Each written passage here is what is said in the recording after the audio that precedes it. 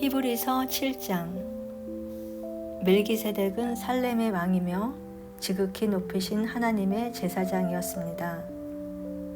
그는 여러 왕을 무찌르고 돌아오는 아브라함을 만나서 축복했습니다. 아브라함은 답례로 전리품의 10분의 1을 그에게 바쳤습니다. 멜기세덱은 의의 왕을 뜻합니다. 살렘은 평화를 뜻합니다. 그러므로 그는 평화의 왕이기도 합니다. 멜기세덱은 먼 과거로부터 우뚝 솟은 존재로서 족보도 없고 시작도 없고 끝도 없습니다. 이처럼 그는 하나님의 아들과 같아서 언제나 다스리는 위대한 제사장으로 있습니다. 조상 아브라함이 전리품의 10분의 1을 멜기세덱에게 바친 것을 보면 그가 얼마나 위대한지 여러분도 알 수 있을 것입니다. 레위 자손 가운데 제사장들은 백성으로부터 11조를 거두도록 율법에 규정되어 있습니다. 제사장과 백성 모두가 아브라함을 한 조상으로 둔 동족인데도 그렇습니다. 그러나 멜기세덱은 완전히 외부인인데도 아브라함에게서 10분의 1을 받았고 약속을 받은 사람인 아브라함을 축복했습니다. 축복은 아랫사람이 윗사람에게 받는 법입니다. 이렇게 볼 수도 있습니다. 우리는 죽을 수밖에 없는 제사장들에게 10분의 1을 바치지만 아브라함은 성경에 살아있다고 기록된 제사장에게 10분의 1을 바친 것입니다. 궁극적으로는 이렇게 말할 수 있습니다. 레위는 멜기세덱에게 10분의 1을 바친 아브라함의 자손입니다.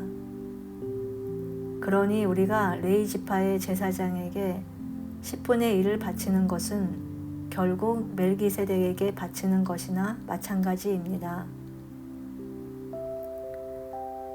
율법을 받을 때 바탕이 되었던 레위와 아론의 제사장직이 백성을 완전하게 할 수 있었다면 멜기세덱의 제사장직과 같은 제사장직이 생겨날 필요가 없었을 것입니다.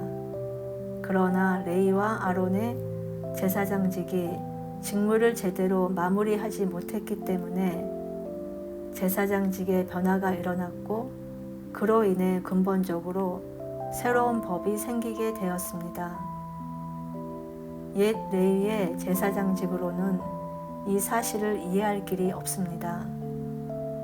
예수의 족보에 그분과 레위의 제사장직을 연결할 만한 근거가 없는 것은 그 때문입니다. 그러나 멜기세덱 이야기에서 다음과 같이 완벽한 설명을 얻을 수 있습니다. 멜기세덱과 같은 제사장 예수께서는 혈통의 계보를 따라서가 아니라 순전히 부활 생명의 힘으로 그분은 살아계십니다. 멜기세덱의 반열에 따른 영원한 제사장이 되셨습니다. 이전의 방식, 곧 율법 제도는 기대했던 것만큼 효력을 내지 못해 폐기되고 말았습니다.